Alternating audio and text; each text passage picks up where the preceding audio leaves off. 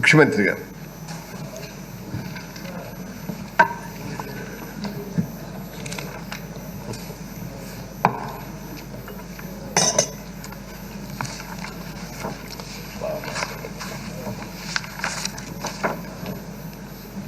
అధ్యక్ష,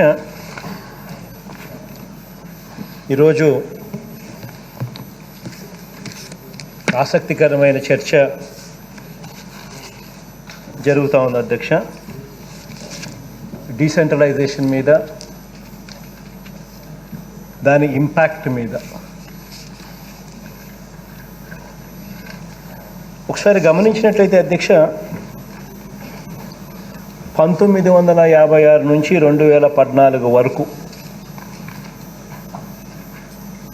ఈ 58 సంవత్సరాలు కలిసి ఉన్న రాష్ట్రం విడిపోతున్నప్పుడు కానీ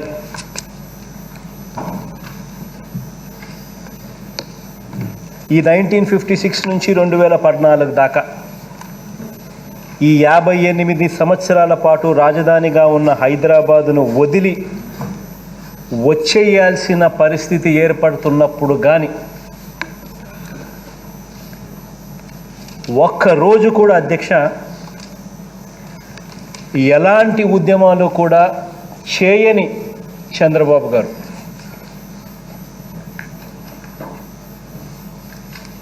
ఎలాంటి బాధ పడని రామోజీరావు గారు, రాధాకృష్ణ గారు, ఇంకా ఆయన బృందం. అధ్యక్ష, చంద్రబాబుకు ఎమ్మెల్సీ ఎన్నికల్లో ఓట్లు కొనుగోలు చేసేందుకు కోట్లు నల్లధనం ఇస్తూ దొరికిపోయి ఆయనే ఈ ప్రాంతమంతా కూడా టెంపరరీ అనే పేరు పెట్టి కనీసం 58 నెలల కాలం కూడా రాజధానిగా పరిపాలించని ప్రాంతం గురించి, అంటే ఈ ప్రాంతం గురించి అధ్యక్ష, బాబు ఎలాంటి అభివృద్ధి చేయలేని ప్రాంతం గురించి, చేయలేని అభివృద్ధి చేయలేని ప్రాంతం గురించి ఈరోజు ఏం చూస్తూ ఉన్నాం అధ్యక్ష? ఇలాంటి ప్రాంతం గురించి ఉద్యమాలట, ఇలాంటి ప్రాంతం గురించి ఈరోజు రకరకాలుగా డ్రామాలు ఈరోజు జరుగుతూ ఉన్నాయి అధ్యక్ష. రాష్ట్రానికి విడగొట్టడానికి వీల్లేదని ఒక్కరోజు కూడా ఉద్యమం కానీ యాత్ర కానీ చేయని ఈ పెత్తందారులందరూ అధ్యక్ష, చేయని ఈ మహానుభావులందరూ అధ్యక్ష, ఈరోజు వారు కట్టని రాజధాని గురించి,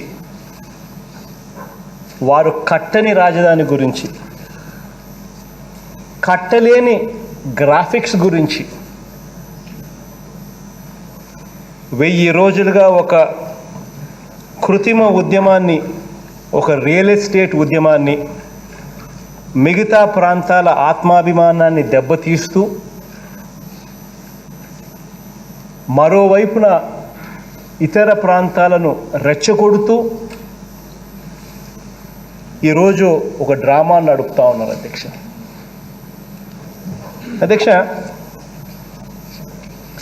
దశాబ్దాలుగా నిర్మించుకున్న ఉమ్మడి ఆంధ్రప్రదేశ్ కంటే కూడా, ఉమ్మడి రాజధాని హైదరాబాద్ కంటే కూడా ఈ కట్టలేని ఈ అమరావతి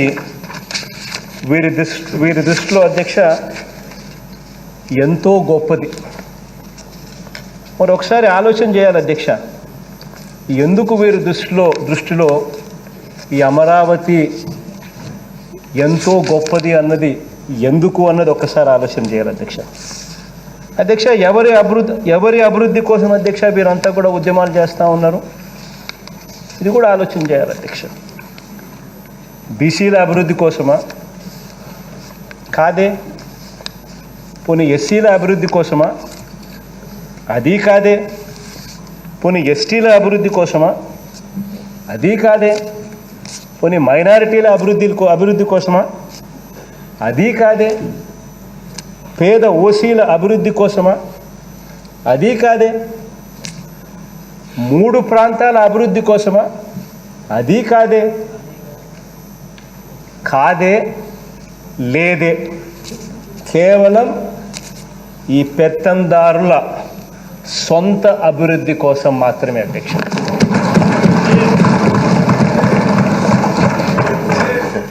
అధ్యక్ష, ఒక చిన్న ఉదాహరణ కూడా చెప్తాను అధ్యక్ష. చంద్రబాబు గారు దిగిపోయిన 2019లో అధ్యక్ష రాష్ట్ర బడ్జెట్ ఎంత అని ఒకసారి గమనించినట్లయితే అధ్యక్ష, 2019లో ఆయనే బడ్జెట్ ప్రవేశపెట్టాడు, మా ఆపద్ధర్మ ముఖ్యమంత్రిగా ఉంటూ. ఆ బడ్జెట్ ఈ బడ్జెట్ మనం ప్రవేశపెట్టిన ఈరోజు బడ్జెట్ ప్రవేశపెట్టిన ఈ సంవత్సరం బడ్జెట్ ప్రవేశపెట్టిన బడ్జెట్ కూడా చూస్తే పెద్ద తేడా ఏమి లేదు అధ్యక్ష. 2 దాదాపుగా ఇంచుమించు ఒకటేగా ఉంటుంది. ఆ రోజు I think if my memory is right 2,27,000 ఏదో పెట్టినట్టున్నారు. ఈరోజు 2,50,000 ఏదో మనం పెట్టినట్టున్నాం. ఇంచుమించుగా ఒకటే అధ్యక్ష. అది ఈరోజు 3 సంవత్సరాల తర్వాత. మరి అధ్యక్ష, మరి చంద్రబాబు హయాంలో జగనన్న అమ్మఒడి ఎందుకు లేదు? మరి ఇదే చంద్రబాబు హయాంలో వైఎస్ఆర్ ఆసరా ఎందుకు లేదు? మరి అదే చంద్రబాబు హయాంలో ఒక చేయూత పథకం ఎందుకు లేదు? మరి అదే చంద్రబాబు హయాంలో ఒక రైతు భరోసా పథకం ఎందుకు లేదు? అధ్యక్ష, ఏకంగా నవరత్నాల పథకాల ద్వారా అక్షరాల 1,65,000 కోట్ల రూపాయలు కేవలం బటన్ నొక్కి డీబీటీ ద్వారా, డైరెక్ట్ బెనిఫిట్ ట్రాన్స్ఫర్, ఎక్కడ లంచాలు లేవు, ఎక్కడ వివక్ష లేదు. మరి 1,65,000 కోట్ల రూపాయలకు సంబంధించి ఈరోజు నేరుగా బటన్ నొక్కి నేరుగా అక్క చెల్లెమ్మల ఖాతాల్లోకి, కుటుంబ సభ్యుల ఖాతాల్లోకి నేరుగా చేయగలుగుతా ఉన్నాం. మరి ఆ రోజు ఎందుకు లేదు? కరోనా సమయంలో కూడా అధ్యక్ష, మరి చంద్రబాబు హయాంలో అధ్యక్ష 31 లక్షల ఇళ్ల పట్టాలు ఎందుకు లేదు? 21 లక్షల ఇళ్ల నిర్మాణం ఎందుకు లేదు? ఎందుకు జరగలేదు? మరి ఈ డబ్బులంతా కూడా అధ్యక్ష ఆయన హయాంలో ఎక్కడికి పోయాయి? అప్పుడు ఇంతే బడ్జెటే, ఇప్పుడు ఇంతే బడ్జెటే. మరి ఈరోజు ఎందుకు జరుగుతూ ఉన్నాయి ఈ పథకాలన్నీ? ఆ రోజు అంతే బడ్జెట్ ఉండి కూడా ఆ రోజు పథకాలు ఎందుకు లేవు, ఎందుకు జరగలేదు? డబ్బులన్నీ ఎవరి జోబీలోకి పోయాయి? ఎవరెవరి జోబీలోకి పోయాయి? అధ్యక్ష, ఒక్కసారి ఆలోచన చేయాలి అధ్యక్ష ఈ విషయాలన్నీ కూడా. నాకు బాగా గుర్తుంది అధ్యక్ష, నా దగ్గర అప్పల్ నర్సయ్య అని ఉన్నాడు మా దగ్గర. అన్న నాతో అన్నాడు, నేను మేనిఫెస్టో గురించి ఎన్నికలప్పుడు తనతో ప్రచారంలో ఉన్నప్పుడు ఎన్ని అవుతాయా అన్నాడు. అప్పల్ నర్సయ్య అన్న, ఈరోజు ఎందుకు మనం చేయగలుగుతా ఉన్నాం? ఎందుకు ఆ రోజు చంద్రబాబు నాయుడు గారి హయాంలో ఎందుకు జరగల? నిజంగా అందరూ ఆలోచన చేయాలి అధ్యక్ష. దోచుకో, పంచుకో, తినుకో. ఆ రోజు డిపిటి పథకం ఎవరెవరు అధ్యక్ష దోచుకోవడం? చంద్రబాబు, ఈనాడు, ఆంధ్రజ్యోతి, TV5, దత్తపుత్రుడు. దోచుకోవడం, పంచుకోవడం. అందుకనే వాళ్ళు ఏమి దోచుకున్నా ఏమి పంచుకున్నా రాసేవాడు ఉండడు, చూపించేవాడు ఉండడు, అడిగేవాడు ఉండడు. ఏదో మనలాంటి వాళ్ళు ప్రశ్నిస్తే, అడిగితే మైకులు నొక్కేస్తారు, దుష్ప్రచారాలు ఎక్కువ చేసేస్తారు. అసలు ఆలోచన చేయాలి అధ్యక్ష, ఆ రోజుకి ఈ రోజుకి ఎందుకు తేడా? అధ్యక్ష, మొత్తంగా ఈ చంద్రబాబు గారు అధ్యక్ష, ఆయన బృందం, వీరి ఆలోచనలన్నీ కూడా అధ్యక్ష ఎలా ఉంటాయో కూడా ఒక్కసారి గమనించమని అడుగుతా ఉన్నా.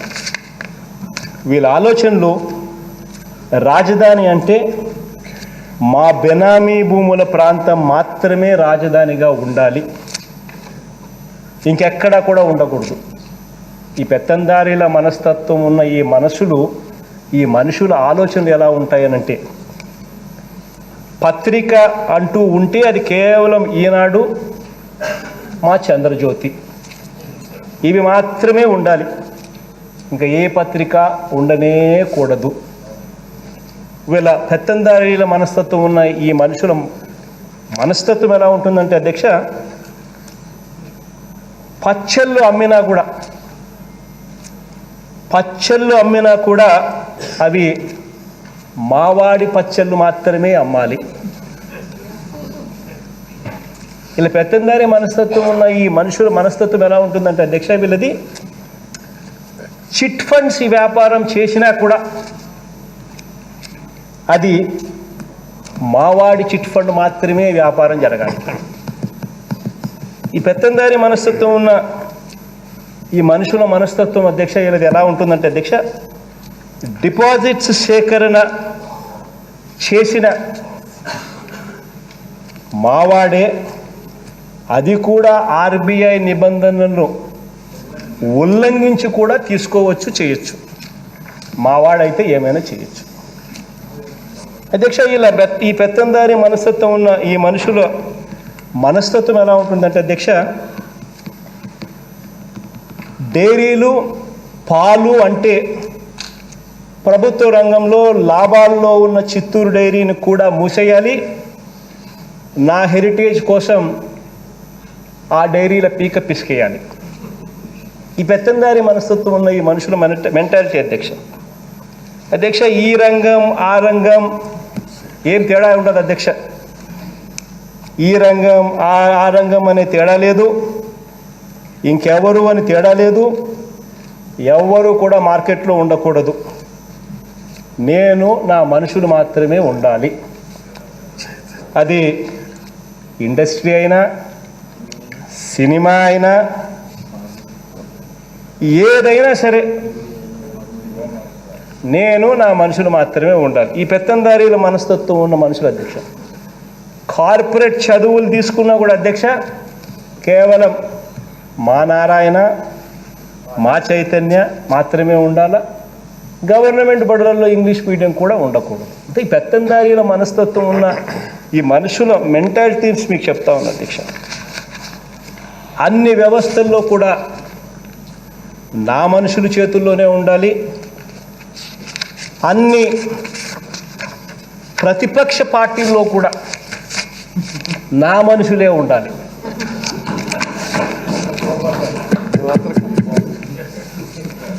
ఈ పెత్తందారి మనస్తత్వం ఉన్న ఈ మనుషుల మెంటాలిటీ అధ్యక్ష నేను చెప్తా ఉన్నా. అధ్యక్ష, ఒక రాజధాని విషయంలో కాదు అధ్యక్ష, ఏది తీసుకున్నా కూడా వీళ్ళ ఆలోచనలు, వీళ్ళ డిజైన్స్ అన్నీ ఇదే మాదిరిగానే ఉంటాయి అధ్యక్ష. ఈ డిజైన్లన్నిటికీ కూడా వాళ్ళు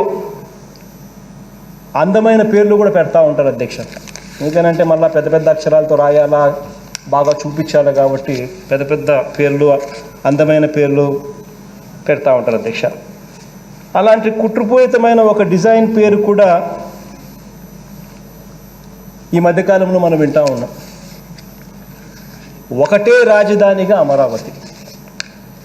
ఈ మధ్యకాలంలో వీళ్ళందరూ కూడా ఈ డిజైన్ పేరు పెట్టింది. ఈ మధ్యకాలంలో మనం బాగా వింటూ ఉన్నది ఒకటే రాజధాని ఉండాలంట, ఆ రాజధాని అమరావతి అట. అయితే అధ్యక్ష ఒకసారి ఆలోచన చేయాలి అధ్యక్ష, ఇది నిజంగా సాధ్యమయ్యే పనేనా? ఇది నిజంగా సాధ్యమయ్యే పనేనా అన్నది నిజంగా అందరూ ఆలోచన చేయాలి. ఈ ప్రశ్నకి ఇంతకు ముందు కూడా ఇదే సభలో చాలా సందర్భాలలో నేను సమాధానాలు చెప్పాను. అదే రకంగానే నా సహచర మంత్రులు, చాలామంది ఎమ్మెల్యేలు కూడా, మన పార్టీకి సంబంధించిన ఎమ్మెల్యేలు అందరూ కూడా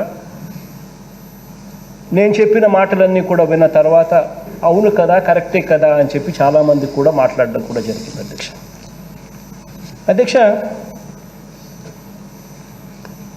చెప్పినప్పటికీ కూడా అధ్యక్ష, ఇప్పుడు ఈ సమయము ఈ సందర్భము అదే కాబట్టి క్లుప్తంగా కూడా 4 మాటలు మళ్ళీ చెప్తాను అధ్యక్ష.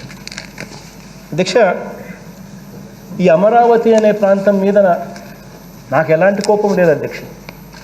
ఇన్ఫ్యాక్ట్ నాకు ఎందుకు కోపం ఉండాలి? ప్రతి ప్రాంతము బాగుపడాలి, ఆ ప్రాంతంలో ఉన్న ప్రతి ఒక్కరూ సంతోషంగా ఉండాలనే తపన తాపత్రయమే నాకు ఉంటుంది తప్ప నాకు ఒక ప్రాంతం మీద ఒక వ్యతిరేకత,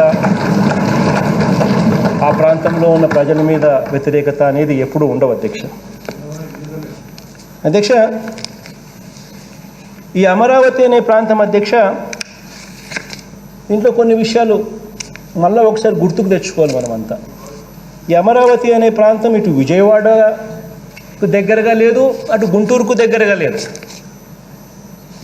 ఈ అమరావతి అనే ప్రాంతం అటు విజయవాడ నుంచి తీసుకుంటే 40 కిలోమీటర్లు ఉంటుంది, గుంటూరు నుంచి తీసుకున్న ఒక 40 కిలోమీటర్లు ఉంటుంది.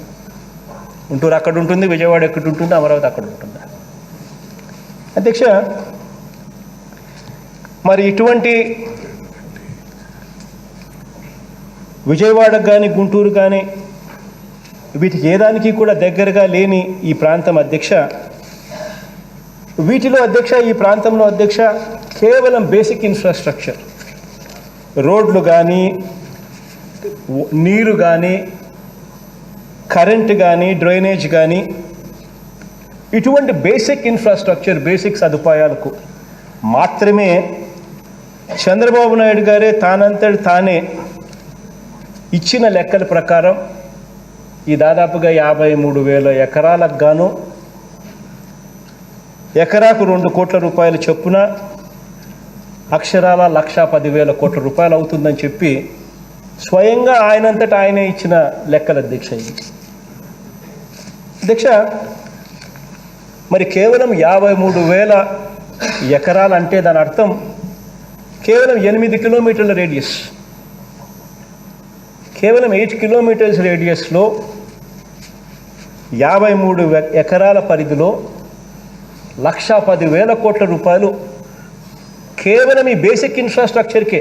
మళ్ళీ ఇది రాజధాని కూడా కాదు, దీంట్లో నేను బిల్డింగుల గురించి మాట్లాడడం లేదు, నేను ఇంకో మిగిలిన పరిస్థితులు వసతుల గురించి నేను మాట్లాడడంలా, కేవలం రోడ్లు, డ్రైనేజీలు, కరెంటు, ఇటువంటి బేసిక్ ఇన్ఫ్రాస్ట్రక్చర్ గురించి మాత్రమే చెప్తా ఉన్నా అధ్యక్ష. ఇక్కడ ఈ కనీస సదుపాయాల కోసమే 1,10,000 కోట్ల రూపాయలు ఖర్చు అయ్యే పరిస్థితిలో ఉంది అని వాళ్ళంతటి వాళ్ళే ఇచ్చిన నివేదిక. మరి ఇటువంటి అమరావతిలో నిజంగా ఎంత ఖర్చు అవుతుంది అని చెప్పి పలు సందర్భాలలో ఈ మధ్యకాలంలో చంద్రబాబు నాయుడు గారు చాలా సందర్భాలలో కూడా మాట్లాడడం కూడా మనం చూసాం, మనం విన్నాం. కేవలం ఈ ఇన్ఫ్రాస్ట్రక్చర్కు కోసమే 1,00,000 కోట్లు అవుతుంది. ఇక మిగిలినటువన్నీ కూడా ఇక్కడికి వచ్చేసరికి రాజధాని అంటే ఊరికే అయిపోదు, కనీసం అంటే 4-5 లక్షల కోట్లు ఖర్చు అవుతుంది అని చంద్రబాబు నాయుడు గారు పలు సందర్భాలలో కూడా చెప్పడం కూడా మనమంతా విన్నాం. అంటే మిగిలిన బిల్డింగ్స్, మిగిలిన వగైరా వగైరా అన్నీ కూడా కలుపుకుంటాయి. అంటే అధ్యక్ష, మరి ఇక్కడ కనీసం సదుపాయాల కోసమే 1,10,000 కోట్ల రూపాయలు ఖర్చు అవుతుంది అని చెప్పిన ఇదే పెద్ద మనిషి, ఇదే చంద్రబాబు నాయుడు గారు తన 5 సంవత్సరాల పరిపాలనలో ఏ మేరకు ఖర్చు చేసినాడు అనేది కూడా సభ ద్వారా ప్రజలకందరికీ కూడా మరొకసారి గుర్తు చేయాల్సిన అవసరం ఉంది అధ్యక్ష. ఎందుకనంటే ఇది అవసరం. అంతగా ఒక మనిషి భ్రమలు కల్పించి, డిజైన్స్ చూపించి, గ్రాఫిక్స్ చూపించి మోసం చేస్తే 420 కేసు పెట్టాలి వాస్తవం చెప్పాలంటే అధ్యక్ష. మరి అటువంటి ఇదే పెద్ద మనిషి ఆ 5 సంవత్సరాలలో తాను ఎంత ఖర్చు చేసినాడు అని చెప్పి ఒక్కసారి గమనించినట్టయితే అధ్యక్ష, 5 సంవత్సరాలలో కనీసం సంవత్సరానికి 1,000 కోట్ల రూపాయలు కూడా ఖర్చు పెట్టిన పరిస్థితి లేదు అధ్యక్ష. 5 సంవత్సరాలలో 5,674 కోట్ల రూపాయలు మాత్రమే ఖర్చు చేసి బకాయిలుగా కూడా కట్టకుండా మరో 2,297 కోట్లు అది మనల్ని కట్టమని చెప్పి బకాయిలకు వదిలేస్తాడు. మరి ఎందుకు ఆయన కట్టలేదో నాకు అర్థం కాలేదు అధ్యక్ష. రాజధాని ప్రాంతం మీద ఇంత ప్రేమ ఉన్న వ్యక్తి మరి ఎందుకు 2297 కోట్ల రూపాయలు బకాయిలుగా ఎందుకు వదిలేసిపోయినాడు అనేది ప్రతి ఒక్కరం కూడా ఆలోచించాల్సిన అవసరం. మరీ ముఖ్యంగా ఈ పెద్ద మనిషి ఎందుకు ఇంతగా రాజధాని గురించి తాపత్రయపడుతూ పాకులాడుతూ ఈయనకు సొంత భూములు ఉండి కూడా, ఈయన బినామీలందరికీ కూడా ఇక్కడ భూములు ఉండి, ఇక్కడ డెవలప్మెంట్ వస్తే ఆ బినామీల భూముల రేట్లు పెరుగుతుందని తెలిసి ఉన్నప్పటికీ కూడా అటువంటి పరిస్థితిలో కూడా ఒక ప్రభుత్వంగా మరి ఎందుకు 2297 కోట్ల రూపాయలు బకాయిలుగా ఎందుకు పెట్టారు ఆలోచన చేయాలి. ఎందుకు ఈ పెద్ద మనిషి ఇంత ప్రేమ ఉన్న పరిస్థితిలో కూడా తన సొంత భూములు ఉన్నాయి, ఇక్కడ రేట్లు పెరుగుతాయి, తన బినామీలకు భూములు ఉన్నాయి, ఇక్కడ రేట్లు పెరుగుతాయి అని తెలిసి కూడా ఆయన ఎందుకు కేవలం 5500 కోట్ల రూపాయలు కూడా పెట్టలేకపోయాడు అని ఆలోచన చేయాలి. ఎందుకంటే అధ్యక్ష, ఏ ప్రభుత్వమైనా కూడా ఇంతకన్నా ఎక్కువ సంవత్సరానికి పెట్టలేని పరిస్థితి. ఒక రాజధాని ప్రాంతంలో కానీ ఏదైనా ఇటువంటి అభివృద్ధి ఏదైనా చేయాలి అని అనుకుంటే ఏ ప్రభుత్వమైనా కూడా 5 ఏళ్ల కాలంలో సరే ఆయన 5500 కోట్లు పెట్టాడు, ఇంకొక ప్రభుత్వం ఏదైనా అంతకన్నా మెరుగైన ప్రభుత్వం 6000 కోట్లు ఏదైనా పెడుతుందేమో 5 సంవత్సరాల కాలంలో. అంటే సంవత్సరానికి 1000 కోట్ల రూపాయలు 2000 కోట్ల రూపాయలు కూడా పెట్టలేని పరిస్థితిలో మన రాష్ట్రం ఉంది అన్న సంగతి అందరం కూడా తెలుసుకొని ఉండాల్సిన అవసరం ఉంది అధ్యక్ష. ఎందుకనంటే అధ్యక్ష, మన పరిస్థితి ఏమిటి అనంటే 80% పైచిలకు మంది ప్రజలు ఈ రోజుకి కూడా తెల్ల రేషన్ కార్డు మీదనే బతుకుతా ఉన్న రాష్ట్రం మనది అన్నది ఎవడం కూడా మర్చిపోకూడదు అధ్యక్ష. It's a fact. మన అవసరాలు ఏమిటి, మన ప్రజలకు చేయాల్సింది ఏమిటి అన్నది ఎప్పుడూ కూడా రాజకీయ నాయకులు మర్చిపోకూడదు అధ్యక్ష. అధ్యక్ష, మరి ఇలాంటి పరిస్థితుల్లో అధ్యక్ష, మరి 1,00,000 కోట్లు పెట్టాలి అని అంటే 1,10,000 కోట్లు పెట్టాలి అని అంటే పెట్టింది కేవలం 5,000 కోట్లు అంటే ఇక నువ్వు మిగిలిన 1,05,000 కోట్లు పెట్టాలి అని అంటే కనీసం 100 సంవత్సరాలు పడుతుంది అధ్యక్ష. మరి 100 సంవత్సరాల కాలంలో ఈ 1,00,000 కోట్లు అనుకున్న కేవలం ఈ రోడ్లకు డ్రైనేజీలకు కరెంటుకు పెట్టి ఈ 1,00,000 కోట్లు ఈ 100 సంవత్సరాల కాలంలో ఇన్ఫ్లేషన్ వల్ల కనీసం 20-30 లక్షల కోట్లు అవుతుందా అధ్యక్ష మరి ఈ 100 సంవత్సరాలలో? మరి సమయం గడిచే కొద్దీ, రేట్లు పెరిగే కొద్దీ, ఇన్ఫ్లేషన్ వచ్చే కొద్దీ ఈరోజు 1,00,000 అనుకున్నది ఈరోజు 1,00,000 కోట్లు, 100 సంవత్సరాల తర్వాత ఇదే 1,00,000 కోట్లు అయ్యేది 20 లక్షల కోట్లు, 30 లక్షల కోట్లు. మరి 20 లక్షల కోట్లు, 30 లక్షల కోట్ల రూపాయలు ఈ సమయం గడిచే కొద్దీ ఇది అయ్యే పరిస్థితి కనిపిస్తూ ఉంటే మరి ఏ రకంగా దీన్ని మనం కంప్లీట్ చేయగలుగుతాం, ఏ రకంగా దీన్ని మనం పూర్తి చేయగలుగుతాం, అసలు మనం పెట్టే డబ్బుకు ఏదైనా వస్తుందా, మీనింగ్ ఉందా అనేది కూడా నిజంగా అందరం కూడా రాష్ట్రంలో ఉన్న ప్రతి ఒక్కరం కూడా ఆలోచించాలి. ఎందుకనంటే ఈ ప్రాంతం మీద నాకు అసలు ఎటువంటి వ్యతిరేకత లేదు. నా దగ్గర ఆ డబ్బులు ఉంటే వై నాట్? ఈ ప్రాంతంలో కూడా రాజధాని పెట్టడానికి నేను సిద్ధపడ్డా. ఇక్కడేం రాజధాని నేను తీసేయడం లేదు. విశాఖపట్నంలోను, కర్నూలులోనూ ఒక రాజధాని అక్కడ, ఒక రాజధాని ఇక్కడ కూడా యాడ్ చేయాలని అన్నానే తప్ప ఇక్కడ నేను తీసేయాలని నేను ఎప్పుడు అనలేదు.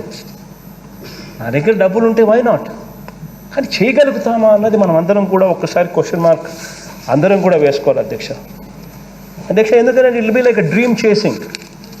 నాకుంది ఆలోచన, మంచి చేయాలనే తపన ఉంది. It's like a dream. ఈరోజు 1,00,000 కోట్లు అనుకునేది 10 సంవత్సరాల తర్వాత ఇదే 3 లక్షల కోట్లు అవుతుంది.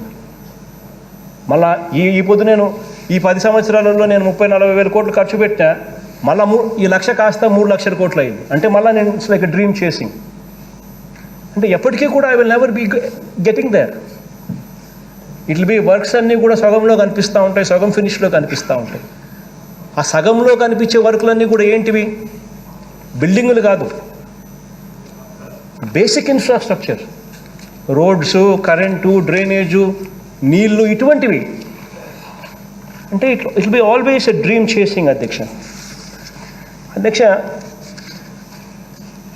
అందరం కూడా ఇంతకుముందు నేను చెప్పా, అందరం కూడా ఈ విషయాలన్నీ కూడా ఎందుకు ఆలోచన చెయ్యాలి అని అంటే, కారణం 80% పైగా ప్రజలు ఈ రోజుకి కూడా మన రాష్ట్రంలో తెల్ల రేషన్ కార్డు మీదనే బతుకుతా ఉన్న పరిస్థితులు వాస్తవము అన్న సంగతి ప్రతి ఒక్కరం కూడా మర్చిపోకూడదు. This is a fact. అధ్యక్ష,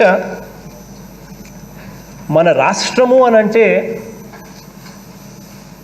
ఈ రాష్ట్రము 162,967 చదరపు కిలోమీటర్ల భూభాగం. This is our state. మన స్టేట్ అంటే ఇట్ ఈస్ నాట్ కేవలం 8 కిలోమీటర్ల రేడియస్. ఒక స్టేట్ అంటే 162,967 చదరపు కిలోమీటర్ల భూభాగం మన రాష్ట్రం. కేవలం 8 కిలోమీటర్ల రేడియస్ మాత్రమే కాదు. మన రాష్ట్రం అంటే 3.96 కోట్ల ఎకరాల భూభాగం. మన రాష్ట్రం అంటే 3.96 కోట్ల ఎకరాల భూభాగం. కేవలం 50,000 ఎకరాల లబ్ధి కోసం మాత్రమే ఉన్న భూమి కాదు. It's a fact. చంద్రబాబు దృష్టిలో రైతులంటే కేవలం 35,000 ఎకరాలు భూములు ఇచ్చిన రైతులు మాత్రమే అని అనుకుంటే కుదరదు అధ్యక్ష. మన దృష్టిలో రైతులంటే వారితో పాటు ఈ 35,000 ఎకరాలకు సంబంధించిన రైతులతో పాటు రైతు భరోసాను అందుకుంటా ఉన్న మరో 50 లక్షల మంది రైతులు అన్నది మర్చిపోకూడదు అధ్యక్ష. చంద్రబాబు ఇవాళ అధ్యక్ష చాలా సందర్భాలలో మనం ఈ టాపిక్ ఎత్తినప్పుడల్లా చంద్రబాబు నాయుడు ఆయనకు డంకా బజాయించే ఆయన ఈనాడు, ఆంధ్రజ్యోతి, TV5 ఇలాంటి వాళ్ళందరూ కూడా ఈ దుష్ట చతుష్టయం సభ్యులంతా, ఈ పంచుకో తినుకో దోచుకో సభ్యులందరూ వీళ్ళంతా కూడా వాళ్ళ పేపర్లలోనూ వాళ్ళ టీవీలలోనూ వీళ్ళంతా కూడా కామన్గానే మాట అధ్యక్ష, ఇది సెల్ఫ్ ఫైనాన్స్ రాజధాని అంట. సెల్ఫ్ ఫైనాన్స్ రాజధాని అంట అధ్యక్ష. ఇక్కడ అందరం కూడా ఆలోచన చేయాలి, నిజంగానే ఇది సెల్ఫ్ ఫైనాన్స్ రాజధాని నేనా అని. ఇక్కడ అసలు ఎన్ని ఎకరాల భూములు ఉన్నాయి, ఇక్కడున్న భూములు అమ్మితే ఎంత వస్తుంది, ఈ విషయాలు అందరికీ కూడా తెలిసి ఉండాలి. ఎందుకనంటే అధ్యక్ష,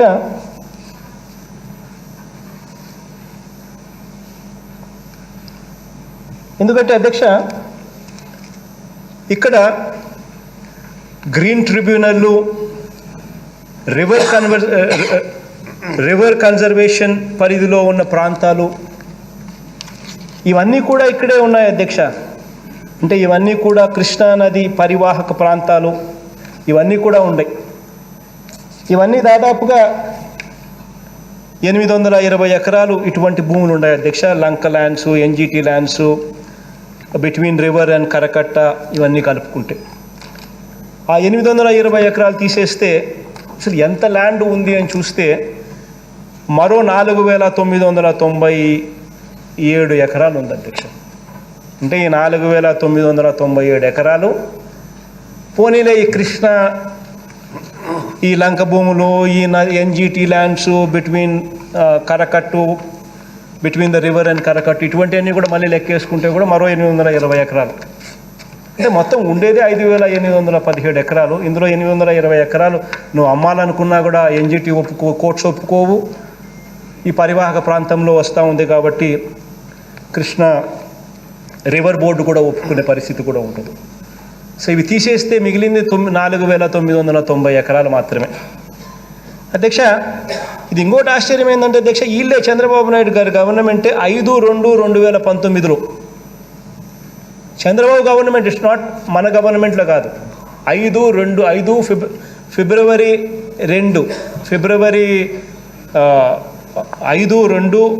5వ తారీఖు ఫిబ్రవరి మాసం 2019లో చంద్రబాబు నాయుడు గారు ఇచ్చిన జియో ప్రకారమే 5,020 ఎకరాలు మాత్రమే కమర్షియల్ ఎక్స్ప్లాయిటేషన్కు ఉంది అని చెప్పి స్వయంగా ఇచ్చిన జియో. ఆ జియోను కూడా ఒకసారి మనం స్క్రీన్ మీద వేయించినా కూడా మంచిదే, ప్రజలందరికీ కూడా తెలుస్తుంది. ఎందుకనంటే ఈనాడు, ఆంధ్రజ్యోతి, ఆ TV5 వీళ్ళంతా ఎవరైతే దొంగల ముఠా సభ్యులు ఎవరైతే ఉన్నారో అధ్యక్ష, వీరందరూ కూడా ప్రజలను మభ్యపెట్టేందుకు, మోసం చేసేందుకు 10,000 ఎకరాలు ఉన్నాయి, ఒకడేమో 20,000 ఎకరాలు అంటాడు, ఇంకొక ఎక్స్టెంట్ ఆఫ్ ల్యాండ్ అంటాడు.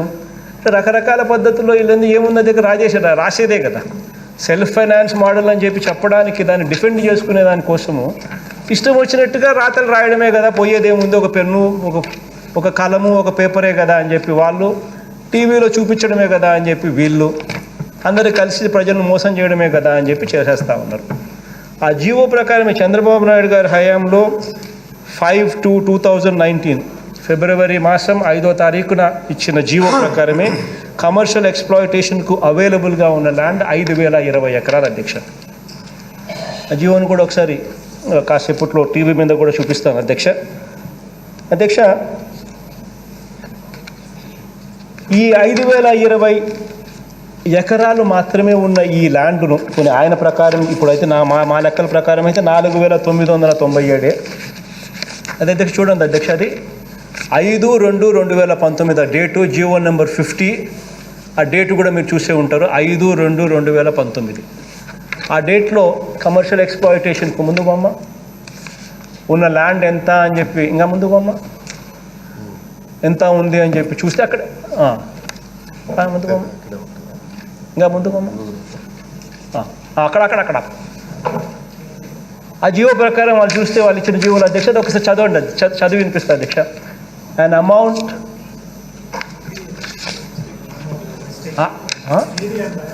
అదే వాళ్ళు రాసేది కూడా అట్లా రాస్తున్నారు తెలివి లేకుండా. 5,020 ఎకరాల ల్యాండ్ మాత్రమే out of total land available with APCRDA is proposed. మొత్తం 8,274 ఎకరాలలో 5,020 ఎకరాలు మాత్రమే is proposed to be reserved exclusively for commercial monetization for the purpose of funding the infrastructure development project. The remaining 3,254 acres are reserved for economic development. అంటే రోడ్లు వగైరా వగైరా వగైరా. పోను మిగిలింది 5,020 ఎకరాలు మాత్రమే ఫర్ కమర్షియల్ ఎక్స్ప్లాయిటేషన్ అని చెప్పి వాళ్ళంతా, కమర్షియల్ మానిటైజేషన్ అని చెప్పి వాళ్ళంతకు వాళ్ళే కాసుకున్న జీవో. మరి నేను అడుగుతా ఉన్నాను అధ్యక్ష, వాళ్ళు 5,020 ఎకరాలు మాత్రమే ఉంటే ఆ 5,020 ఎకరాలు ఈ రోజున ఎకరాకి 20 కోట్లు అమ్మితే తప్పనిచ్చి నీకు you will not be in a position to fund this project. అంటే 5,020 ఎకరాలు ఎకరాకి 20 కోట్ల రూపాయలు చొప్పున ఈరోజు మన చేతిలోకి డబ్బు వస్తేనే ఈ 1,00,000 కోట్ల రూపాయలతో ఈ రోజు రేట్లతో ఈ ప్రాజెక్టులో ఈ భూమిలో నువ్వు రోడ్లు కానీ, డ్రైనేజ్ కానీ, కరెంట్ కానీ, నీళ్లు కానీ ఇచ్చే పరిస్థితి ఉంటుంది. ఇది బేసిక్ ఇన్ఫ్రాస్ట్రక్చర్కి మాత్రమే సరిపోతుంది అప్పటికి కూడా. మరి నేను అడుగుతా ఉన్నా, మరి ప్రతిదానికి కూడా భూములు తక్కువ ఉన్నా ఎక్కువ రేట్ అని రాసేస్తారు, వీళ్ళకి నచ్చినట్టుగా ఎక్కువ ఉంటే తక్కువ రేటు రాసేస్తారు కదా. మరి ఎకరాకి 20 కోట్ల రూపాయలు ఇవాళ నిజంగా ఇవాళ ఇక్కడ ఈ ధర ఉందా? అందరం ఆలోచన చేయాలి. ఇంత ధరకు బాబు కొంటాడా? పోనీ రామోజీరావు కొంటాడా? పోనీ రాధాకృష్ణ కొంటాడా? పోనీ TV5 నాయుడు కొంటాడా? మరి ఇంత ధర లేనప్పుడు ఇంత ధర లేనప్పుడు ఈ మధ్యకాలంలోనే ఈనాడు అధ్యక్ష రాసింది, ఎకరం 10 కోట్లకి ఎవరైనా కొంటారా అని చెప్పి. వీళ్ళంతకిళ్ళే ఎకరం 10 కోట్లకైనా ఎవరైనా కొంటారా అని వీరే రివర్స్లో మనల్ని అడుగుతున్నారు. వీళ్ళే రివర్స్ మనల్ని అడుగుతూ ఉన్నారు. నేను అడుగుతా ఉన్నాను మళ్ళీ ఇదే ఈనాడు ఇదే వాళ్ళను మరి మీకే మీ దాంట్లో ఎకరా 10 కోట్లకైనా ఎవరైనా కొంటారా అని చెప్పి మీరంతకు మీరే మమ్మల్ని రివర్స్గా అడుగుతూ ఉన్నారు. ఎవరు కొంటారు అని చెప్పి కూడా మీరంతకు మీరే అడుగుతా ఉన్నారు. మరి మీరే కొనలేరు అని చెప్తా ఉన్నారు, ఈ రేటు రాదు అని మీరే చెప్తా ఉన్నారు. మరి ఈ ప్రాజెక్ట్ ఎలా చేయగలుగుతారు అనేది నేను సూటిగా మిమ్మల్ని ప్రశ్నిస్తూ అడుగుతా ఉన్నా. మరి ఏ రకంగా ఇది self finance model, self finance project ఎలా అవుతుంది అని చెప్పి నేను సూటిగా మిమ్మల్ని అడుగుతా ఉన్నా. ఎకరాకి 20 కోట్ల రూపాయలు వస్తే అది 1,00,000 కోట్లు అవుతుంది. ఎకరాకు 10 కోట్లు కూడా రాదు అని చెప్పి మీరే చెప్తా ఉన్నారు. మళ్ళీ అదే పేపర్లో అదే ఐటెంలో ఇప్పుడు ఇంతకు ముందు చూపించిన క్లిప్పింగ్లో చూస్తే గజం 17,000 కూడా ఎవడూ రాలేదు, కేవలం 4 బిడ్లు మాత్రమే వచ్చాయి అని మళ్ళీ రాస్తారు. కొన్ని గజం 17,000 వేసుకుంటే కూడా 2,500 గజాలు ఎకరాకు వస్తుందని అనుకున్నా కూడా ఎకరా 4 కోట్లు, దానికి కూడా ఎవడు రావడం లేదు అని నువ్వే రాస్తున్నావు. మరి ఏ రకంగా ఈ ప్రాజెక్టు మనం చేయగలుగుతాము? ఇంత డబ్బులు ఎక్కడి నుంచి తీసుకొని రాగలుగుతాము?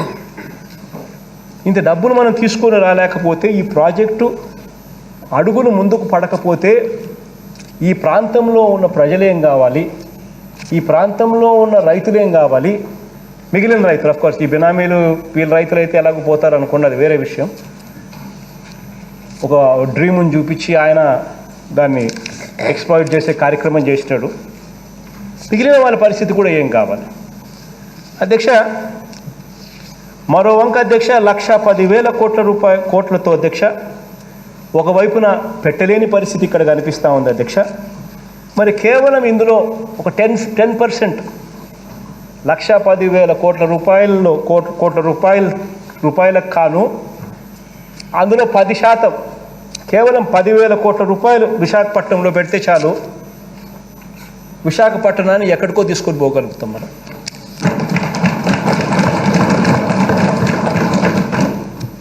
ఎందుకంటే అధ్యక్ష విశాఖపట్నంలో ఆల్రెడీ రోడ్స్ ఉన్నాయి, ఆల్రెడీ డ్రైనేజ్ ఉంది, ఆల్రెడీ నీళ్ళు ఉన్నాయి, ఆల్రెడీ కరెంట్ ఉంది. ఇటువంటి బేసిక్ ఇన్ఫ్రాస్ట్రక్చర్ మీద నువ్వు పెట్టాల్సిన పనుల ఇక మెరుగులు దిద్దే దానికోసం మాత్రమే డబ్బులు కాస్త కూస్తో పెట్టాలి. ఇందులో 10% పెడితే విశాఖపట్నం కూడా ఎందుకు చెప్తున్నానంటే అధ్యక్ష, విశాఖపట్నం అంటే నాకేదో ఎక్స్ట్రా ప్రేమ ఉంది, నాకేదో అమరావతి అంటే తక్కువ ప్రేమ ఉందని కాదు అధ్యక్ష. నాకు అమరావతి ప్రజలైనా సమానమే, విశాఖపట్నం ప్రజలైనా నాకు సమానమే అధ్యక్ష. కాకపోతే Visakhapatnam is the number 1 city in the state of Andhra Pradesh. ఈరోజు విశాఖపట్నం ఆంధ్ర రాష్ట్రంలో బిగ్గెస్ట్ సిటీ, ఇది వాస్తవం, ఫ్యాక్ట్. బై వర్చ్యూ ఆఫ్ దశాబ్దాలుగా అక్కడ జరిగిన పురోగతి, అభివృద్ధి, growth, natural growth పరంగాను ఇంకొకటో Visakhapatnam is the biggest city in Andhra Pradesh. So ఒక బిగ్గెస్ట్ సిటీ ఇన్ ఆంధ్రప్రదేశ్లో నువ్వు కాస్త బూస్ట్ ఇచ్చేస్తే మరో 10,000 కోట్లు పెడితే దీంట్లో 10%, 1,10,000 కోట్లలో 10% పెడితే ఇట్ ఆటోమేటిక్లీ బికమ్స్ బిగ్గర్. ఇది వాస్తవం అధ్యక్ష. అధ్యక్ష, ఇక్కడ పరిస్థితి ఎలా ఉందంటే అధ్యక్ష, అక్కడ విశాఖపట్నంలో మనం చేయగలం అధ్యక్ష. అయినా అక్కడ చేయగలిగినా కూడా అధ్యక్ష, అక్కడ మనం చేయకుండా వీళ్ళు అడ్డుకుంటారు. అడ్డుకోవడంలో మామూలుగా అడ్డుకోవడం లేదు, మీరే చూస్తూ ఉన్నారు, ప్రజలంతా కూడా చూస్తూ ఉన్నారు ఏ రకంగా అడ్డుకుంటున్నారు. ఇక్కడేమో అధ్యక్ష మనం చేయలేం, బాబు చెయ్యలేదు. అయినా కూడా అధ్యక్ష బాబు చెయ్యలేని దాన్ని, ఎవరు చేయలేని దాన్ని మనం చేయాల్సిందే అని చెప్పి రోజు ధర్నాలు, డ్రామాలు, డ్యాన్సులు, ఇదే జరుగుతూ ఉంది అధ్యక్ష. అధ్యక్ష, బాబు చేయలేదు, ఎవరు చేయలేని దాన్ని మనం చేయాల్సిందే అంటూ మన మీద బురద జల్లాలని చెప్పి దుర్బుద్ధితో ఈ డ్రామాలు ఆడుతూ ఉంటే నిజంగా ఇది ధర్మమేనా అన్నది ఒకసారి ప్రజలందరూ కూడా ఆలోచన చేయాలి అధ్యక్ష. మీ ద్వారా తెలియజేస్తా ఉన్నా అధ్యక్ష. పోనీ విశాఖపట్నం గురించి కాస్త పక్కన పెడదాం అధ్యక్ష.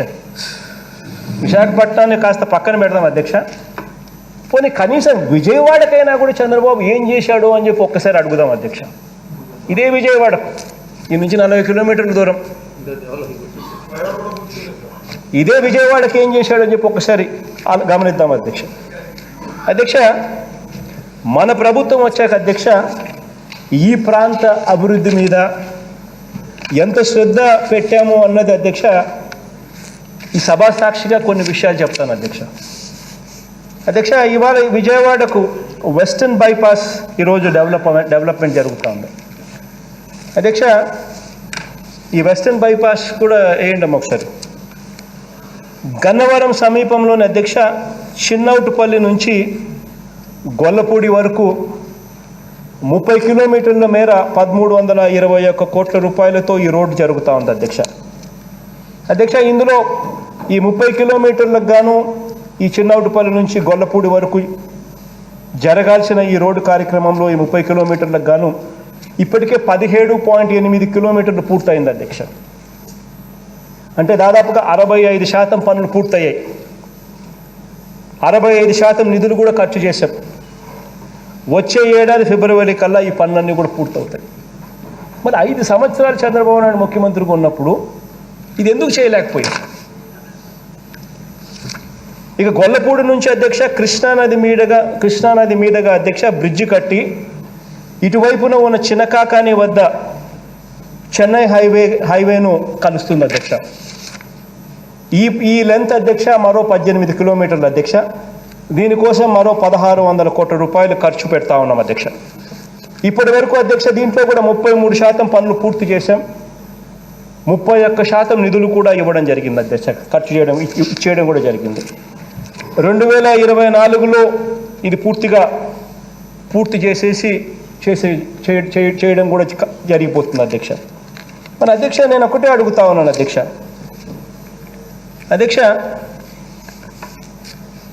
ఆ 5 సంవత్సరాల పాలనలో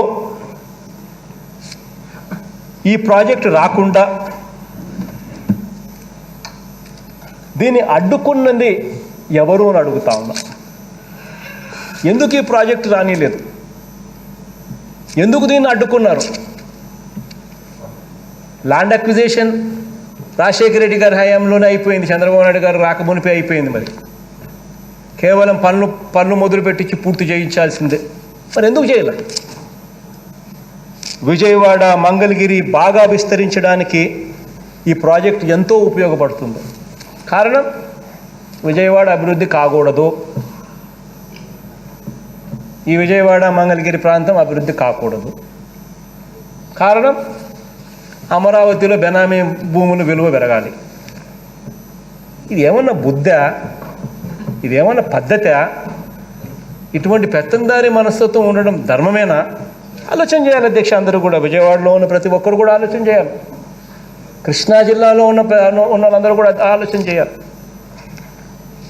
అధ్యక్ష. విజయవాడ మీద అధ్యక్ష వాహనాల ఒత్తిడి తగ్గుతుంది. అటు హైదరాబాద్ వెళ్ళే వారికి, ఇటు చెన్నై వెళ్ళే వారికి కూడా ట్రాఫిక్ ఇబ్బందులు కూడా ఈ ప్రాజెక్టు వల్ల తగ్గుతాయి అధ్యక్ష. విజయవాడ తూర్పు భాగాన అధ్యక్ష మరో 40 కిలోమీటర్లు బైపాస్ కూడా ఏర్పాటు చేయడానికి కూడా అన్ని అడుగులు ముందుకు వేస్తూ ఉన్నాం. ఇది అయిపోతే విజయవాడ చుట్టూ ఒక బైపాస్, ఒక రింగ్ రోడ్ వచ్చినట్టు. స్వయంగా కేంద్ర ప్రభుత్వంతో సంప్రదింపులు అనేక సార్లు నేనే చేశాను అధ్యక్ష. బహుశా ఈ నెలలోనే దేవుడి దయతో ఆమోదం కూడా వస్తుంది. ఆ వెంటనే డిపిఆర్ కూడా సిద్ధం చేసి 6 నెలల్లోనే పనులు కూడా ప్రారంభించడం కూడా జరుగుతుంది అధ్యక్ష. ఈ ప్రాజెక్టుకు సంబంధించి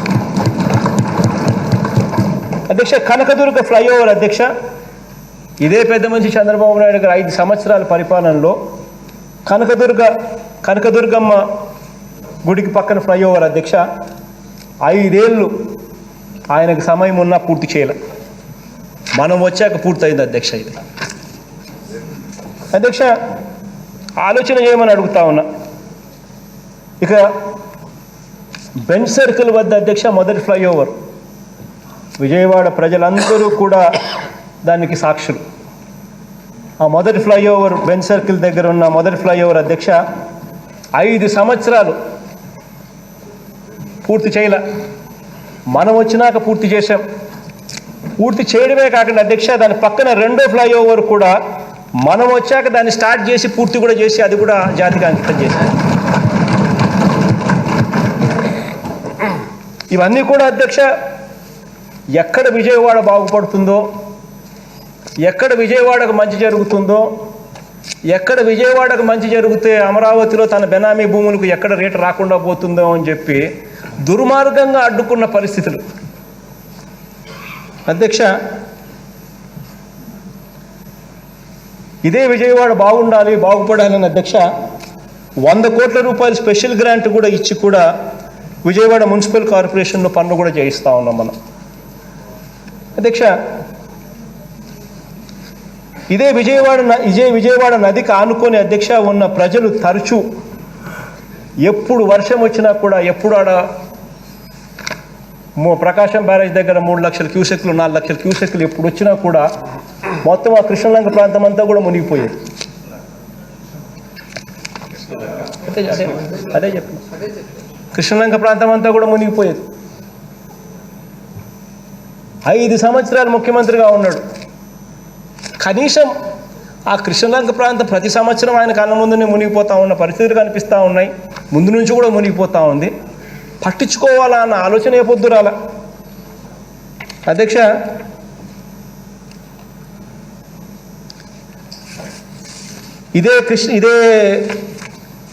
ఇదే రీటైనింగ్ వాల్ కట్టడం కోసం అధ్యక్ష 137 కోట్ల రూపాయలతో దాదాపుగా 1.5 కిలోమీటర్ రిటైనింగ్ వాల్ పూర్తి చేశాం అధ్యక్ష. నదికి అటువైపున అధ్యక్ష మరో 1 కిలోమీటర్ మేరకు రీటైనింగ్ వాల్ కూడా పనులకు కూడా వెంటనే స్టార్ట్ చేయడానికి కూడా టెండర్ల ప్రక్రియ కూడా స్టార్ట్ అయింది. అధ్యక్ష దీనివల్ల అధ్యక్ష ఇవాళ అక్కడ ప్రకాశం బ్యారేజ్లో మొన్న ఈ మధ్యకాలంలో చూసినాం ఏ రకమైన ఫ్లడ్స్ వస్తూ ఉన్నాయో. ఇంత ఫ్లడ్స్ వచ్చినా కూడా ప్రజలు సంతోషంగా బతుకుతూ ఉన్నారు కేవలం దానివల్ల అధ్యక్ష. అధ్యక్ష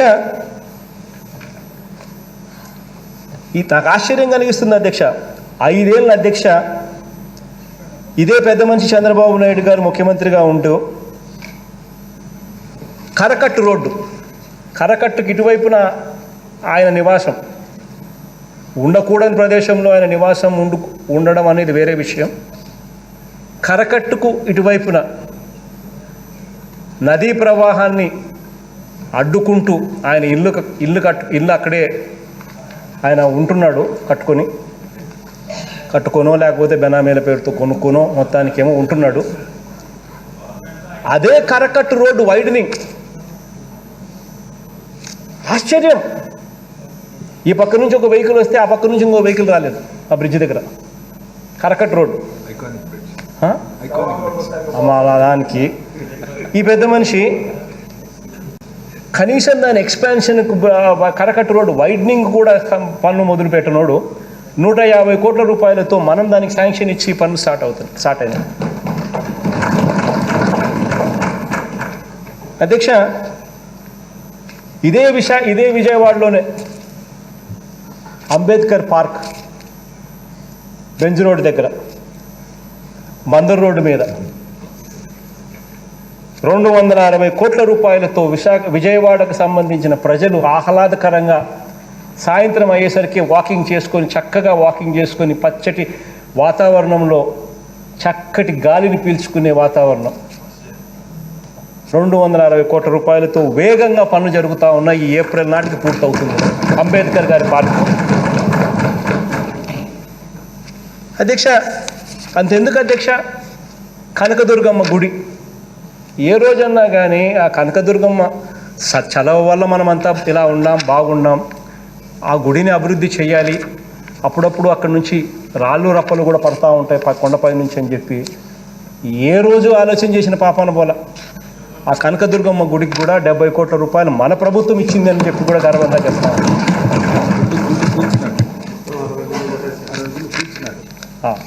70 కోట్ల రూపాయలు మన కనకదుర్గమ్మ గుడికి మన డబ్బిస్తే ఆయన 30-40 గుళ్ళు కూల్చేసిన దాంట్లో ఆయన సాధించిన విజయం. అధ్యక్ష, చేయాలన్న తపన చిత్తశుద్ధి ఉంటే అధ్యక్ష పనులు జరుగుతాయి. డ్రామాలు చేస్తే అధ్యక్ష చివరికి గ్రాఫిక్స్ మాత్రమే మిగులుతాయి. అధ్యక్ష డీసెంట్రలైజేషన్ అన్నది ఒక అవసరం అధ్యక్ష. రాజధానులకు మాత్రమే కాదు అధ్యక్ష, పరిపాలన అన్నది మారుమూల గ్రామాలకు సైతం ప్రజలకు అందాలి, ఎఫెక్టివ్గా అందాలి అని అంటే డీసెంట్రలైజేషన్ ఒక అవసరం. వికేంద్రీకరణ, పరిపాలన సంస్కరణ విషయంలో అధ్యక్ష మనందరి ప్రభుత్వం ఎలా ముందడుగులు వేసిందో 4 మాటల్లో చెప్తాను అధ్యక్ష. 3 ఏళ్ల క్రితం అధ్యక్ష మన రాష్ట్రంలో గ్రామ సచివాలయాలు అసలు ఉంటాయా, ఎలా ఉంటాయి, దీనివల్ల ఎలా మేలు జరుగుతూ ఉందన్నది ఈరోజు కనిపిస్తూ ఉంది కాబట్టి కనపడతా ఉంది. ఒక్కసారి ఆలోచన చేయమని అడుగుతా ఉన్నా. 3 సంవత్సరాల కిందట ఎవరైనా ఊహకన్నా చంద్రబాబు నాయుడు గారు గతంలో 5 సంవత్సరాలు పరిపాలన చేశాడు, 14 ఏళ్ళు ముఖ్యమంత్రి అంటాడు, 40 ఏళ్ళ ఇండస్ట్రీ అంటాడు. ఏ రోజన్నా కనీసం ఆయన ఊహకన్నా తట్టిందా గవర్నెన్స్ని ఈ మాదిరిగా ఇంప్రూవ్ చేయగలుగుతాము, ఒక వ్యవస్థలోకి కరప్షన్ లేకుండా తీసుకొని పోగలుగుతాము, వివక్ష లేకుండా మంచి చేయగలుగుతాము, ప్రతి గ్రామంలోనూ ఒక సచివాలయం ఏర్పాటు చేసి 10 మంది మన పిల్లలకు ఉద్యోగాలు ఇచ్చి అక్కడే కూర్చోబెట్టి 50 ఇళ్ళకు ఒక వాలంటీర్ను పెట్టి ప్రతి సేవను కూడా ప్రతి మనిషికి ప్రతి కుటుంబానికి కూడా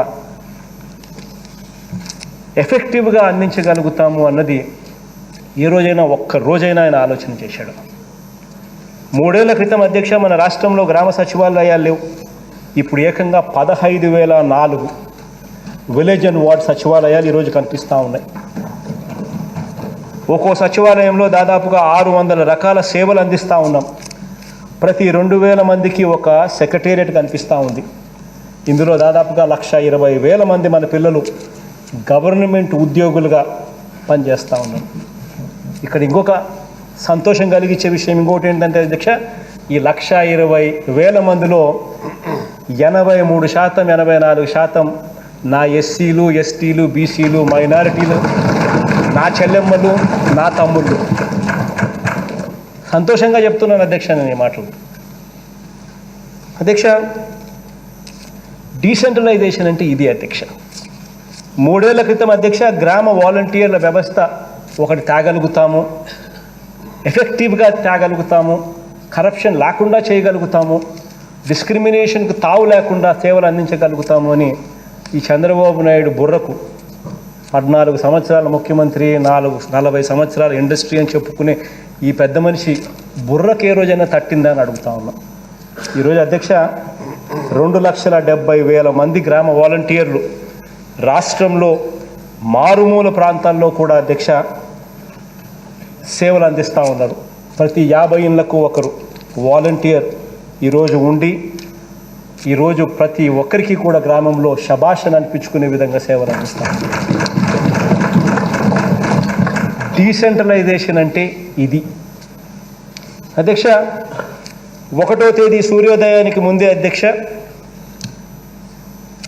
ఇంకా సూర్యుడు ఉదయిస్తుండగానే అధ్యక్ష చిక్కటి చిరునవ్వుతో తలుపు తట్టి గుడ్ మార్నింగ్ చెప్పి సామాజిక పెన్షన్ డోర్ డెలివరీ. నిజంగా ఈ పెద్ద మనిషి చంద్రబాబు నాయుడు ముఖ్యమంత్రిగా ఉన్నాడు, ఏ పొద్దున్న తట్టింది అధ్యక్ష. ఇది డీసెంట్రలైజేషన్ అంటే అధ్యక్ష. రేషన్ బియ్యం అధ్యక్ష ఇంటికి తీసుకువచ్చి ఇచ్చి వెళ్ళే డోర్ డెలివరీ వ్యవస్థ ఈరోజు జరుగుతోంది రాష్ట్రంలో. 14 సంవత్సరాలు ముఖ్యమంత్రి అంటాడు, 40 సంవత్సరాలు ఇండస్ట్రీ అంటాడు. ఏ రోజైనా ఒక్క రోజైనా తట్టిందే అధ్యక్ష ఇలా చేయగలుగుతామని. ఇది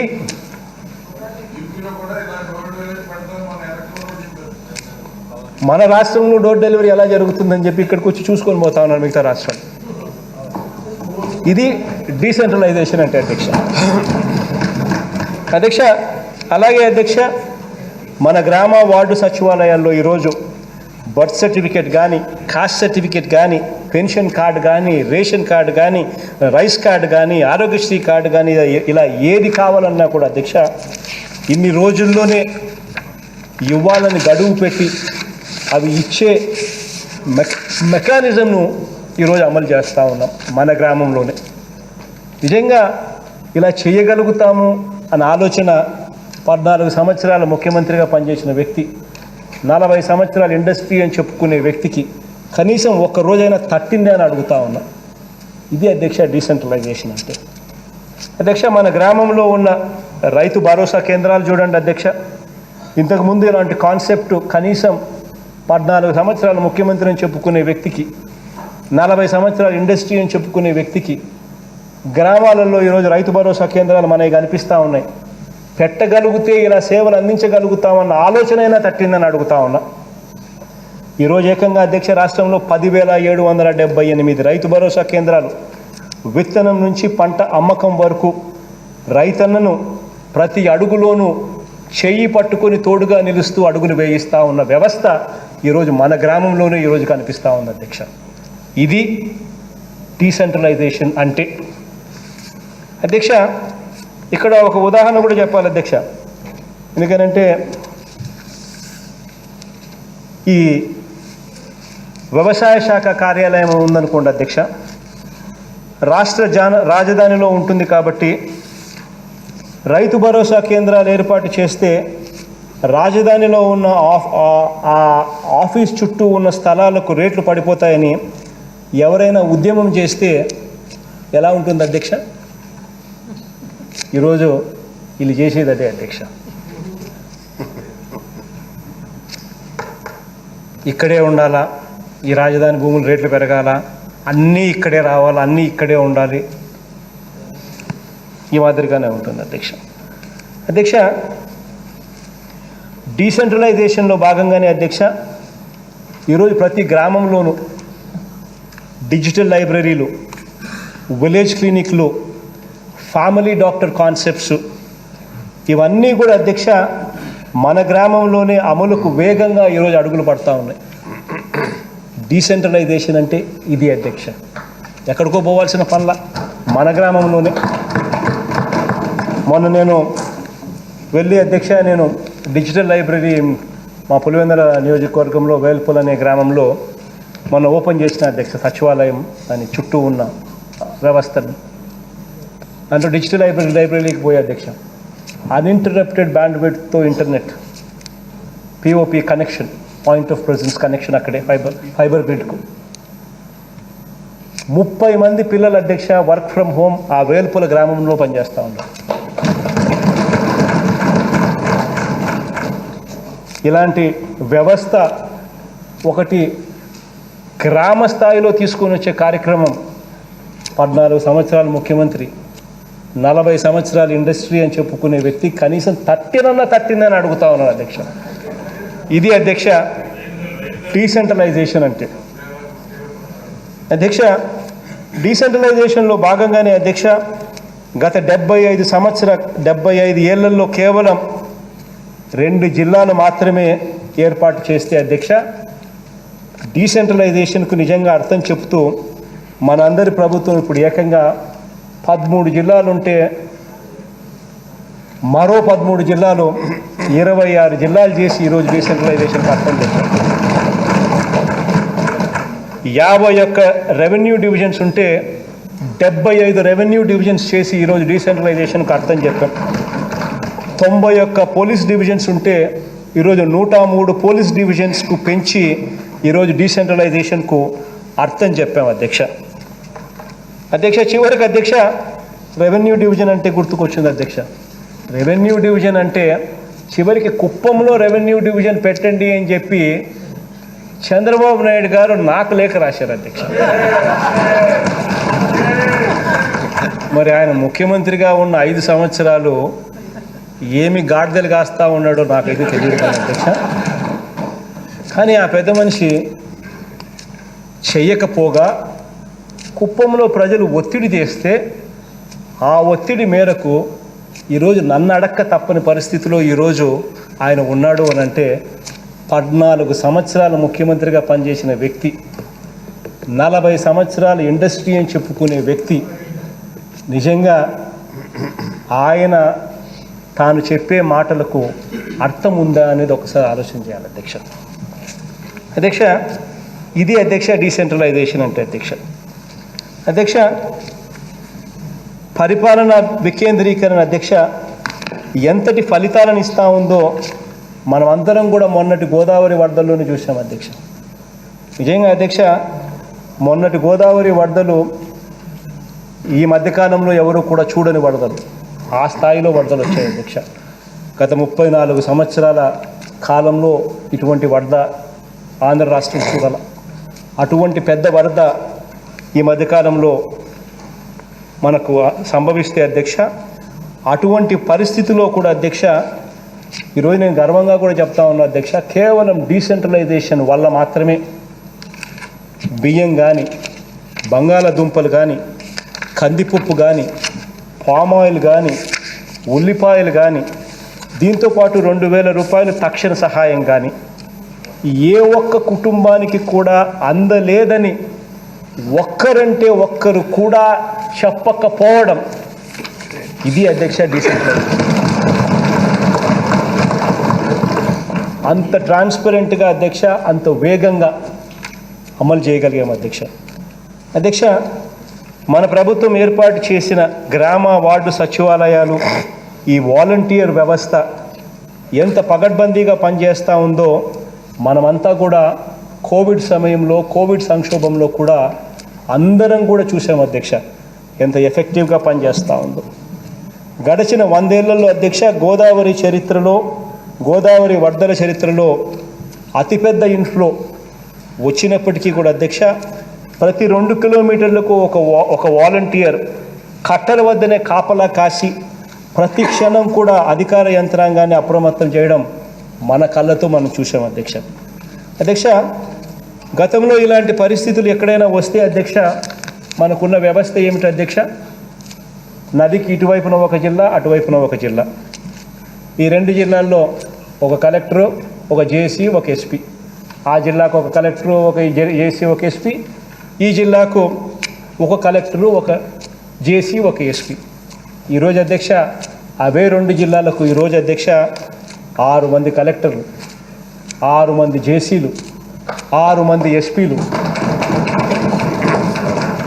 ఇవి కాక సచివాలయ వ్యవస్థ, 50 ఇళ్లకు ఒక వాలంటీర్ వ్యవస్థ. అక్షరాల అధ్యక్ష 30,000 మంది, 30,000 మంది అధ్యక్ష సైనికులు ప్రజలకు తోడుగా నిలబడ్డారు. ఇది డీసెంట్రలైజేషన్ అంటే అధ్యక్ష. డీసెంట్రలైజేషన్లో భాగంగానే అధ్యక్ష మన రాష్ట్రంలో ఇప్పటి వరకు మొత్తంగా చూస్తే 11 ప్రభుత్వ మెడికల్ కాలేజీలు ఉంటే అధ్యక్ష డీసెంట్రలైజేషన్లో భాగంగా ఇప్పుడు మనం మరో 16 మెడికల్ కాలేజీలు ఇప్పుడు వేగంగా పనులు జరుగుతూ ఉన్నాయి. పార్వతీపురంలో ఇంకొక మెడికల్ కాలేజీకి కూడా గ్రీన్ సిగ్నల్ ఇచ్చాం. ఆ పనులు కూడా వేగంగా అడుగులు ముందుకు పడతాయి అధ్యక్ష. మన రాష్ట్రంలో టెరిషరీ కేర్ లేదు. మన రాష్ట్రంలో Tier 1 సిటీస్ లేవు. Tier 1 సిటీస్ అంటే హైదరాబాదు, బెంగళూరు, చెన్నై వంటి పెద్ద పెద్ద నగరాలు. మన రాష్ట్రంలో అటువంటి Tier 1 సిటీస్ లేవు కాబట్టి మనకు super speciality services, super speciality facilities మన రాష్ట్రంలో లేవు. ఎందుకంటే వైబిలిటీ ఉండదు కాబట్టి ఎవరు పెట్టేటోళ్ళు ఉండరు. కానీ ఇటువంటి సూపర్ స్పెషాలిటీ సర్వీసెస్, ఇటువంటి మల్టీ స్పెషాలిటీ సర్వీసెస్, ఇటువంటి సూపర్ స్పెషాలిటీ హాస్పిటల్స్ లేకపోవడం వల్ల మన ప్రజలు ఇబ్బంది పడకూడదనే ఉద్దేశంతో ప్రతి పార్లమెంటును ఒక జిల్లాను చేసి ఆ జిల్లాలో ఒక మెడికల్ కాలేజ్, ఎప్పుడైతే మెడికల్ కాలేజ్ వస్తుందో అప్పుడు అక్కడ పోస్ట్ గ్రాడ్యుయేట్ స్టూడెంట్స్ వస్తారు. ఎప్పుడైతే పోస్ట్ గ్రాడ్యుయేట్ స్టూడెంట్స్ వస్తారో అప్పుడు సూపర్ స్పెషాలిటీ సర్వీసెస్ అవైలబుల్గా వస్తాయి అని చెప్పి ఏకంగా 17 మెడికల్ కాలేజీలు ఈరోజు రాష్ట్రంలో నిర్మాణంలో ఉన్నాయి అధ్యక్ష. ఇది డీసెంట్రలైజేషన్ అంటే అధ్యక్ష.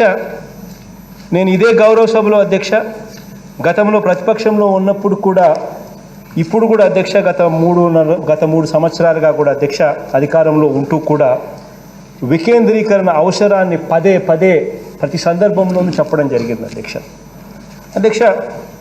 అందులో భాగంగానే అధ్యక్ష శ్రీబాగ్ ఒప్పందం నుంచి Srikrishna committee, Sivaramakrishna committee, Boston group, experts group నివేదిక వరకు కూడా అందరిది కూడా అధ్యక్ష ఇదే అభిప్రాయం అధ్యక్ష.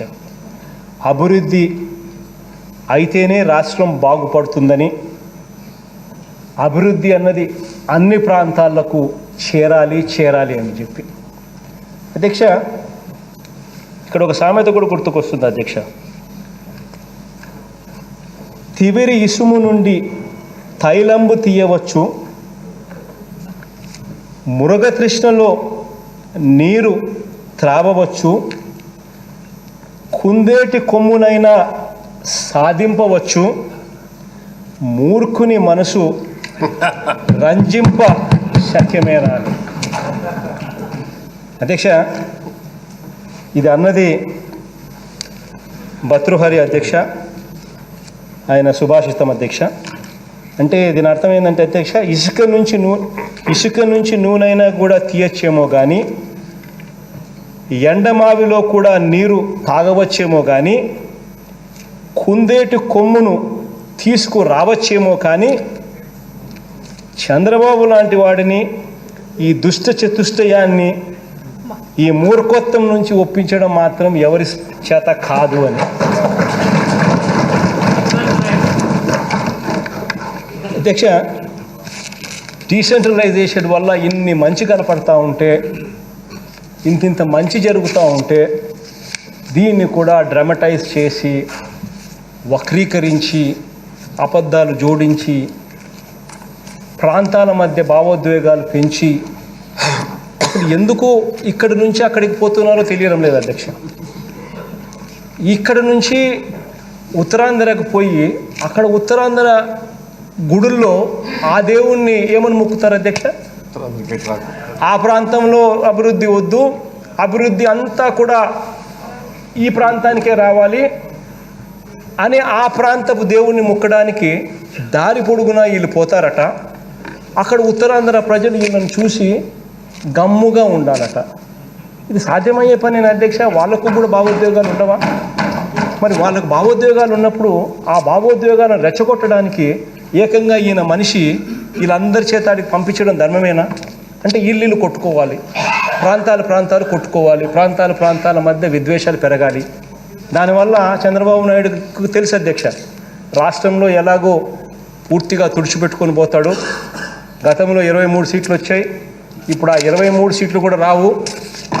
175కు కుప్పంతో సహా అన్నీ ఎగిరిపోతాయి అని చెప్పి కూడా ఆయనకు బాగా అర్థమైంది అధ్యక్ష. అందుకనే పెట్రోల్ డీజిల్ పోసి ప్రాంతాల మధ్య చిచ్చు పెట్టడానికి తయారయ్యాడు అధ్యక్ష. లేకపోతే ఏమన్నా పని అధ్యక్ష? ఇక్కడ నుంచి పాదయాత్ర అంట, కొంతమంది ఆడోళ్ళను కొంతమంది వీళ్ళ మనుషులను రెచ్చగొట్టి ఈయనంతకీయనే దాన్ని స్పాన్సర్ చేసి, ఆ స్పాన్సరింగ్లో కూడా నారా హమారా, అమరావతి హమారా అని చెప్పి వాళ్ళు అనడం, వాళ్ళు పోయేదానికి ఏంటి అధ్యక్ష? ప్రాంతాల మధ్య విద్వేషాలను పెంచడం, రెచ్చగొట్టడం. ఎవరైనా బుద్ధునోడు చేస్తాడు అధ్యక్ష ఈ పని? ఒక 14 ఏళ్ళు ముఖ్యమంత్రిగా పనిచేసిన వ్యక్తి, 40 సంవత్సరాలు ఇండస్ట్రీ అనే వ్యక్తి, ఎవడైనా కానీ ఇటువంటి దిక్కుమాలిన పని ఎవడైనా చేస్తాడా? రాజకీయాల కోసం ఏకంగా పెట్రోల్ పోసి, డీజిల్ పోసి, అగ్గిపెట్టి ప్రజలు కొట్టుకోండి, ప్రాంతాలు కొట్టుకోండి అని చెప్పి చిచ్చు పెట్టేంత నీచమైన స్థాయిలోకి నిజంగా ఏ రాజకీయ నాయకుడైనా పోగలుగుతాడా? కేవలం ఒక చంద్రబాబు, ఒక ఈనాడు, ఒక ఆంధ్రజ్యోతి, ఒక TV5 ఈ రాష్ట్రాన్ని భ్రష్టు పట్టిస్తా ఉన్నాయి అధ్యక్ష. వీళ్ళు ఎప్పుడు పోతే అప్పుడు నిజంగా ప్రజలందరూ సంతోషపడతారు. ఆ స్థాయిలోకి నిజంగా ఇటువంటి స్వార్థపరులు తయారయ్యారు అధ్యక్ష. వీరంతా అధ్యక్ష నేను మాత్రమే ఇక్కడ ఒకటి సేయింగ్ కూడా గుర్తుకొస్తుంది అధ్యక్ష. నేను మాత్రమే బాగుండాలి అని అనుకుంటే స్వార్థం అధ్యక్ష. అందరం బాగుండాలనుకుంటేనే అది సమాజం అవుతుంది అధ్యక్ష.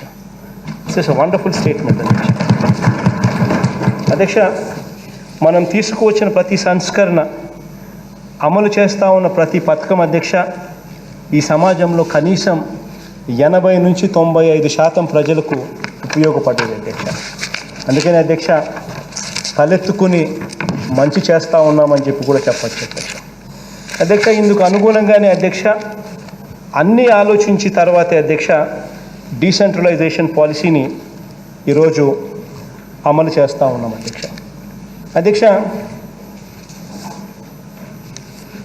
గ్రామ పరిపాలన నుంచి అధ్యక్ష రాష్ట్ర రాజధానుల వరకు అధ్యక్ష ఇదే మన ప్రభుత్వ విధానం అధ్యక్ష.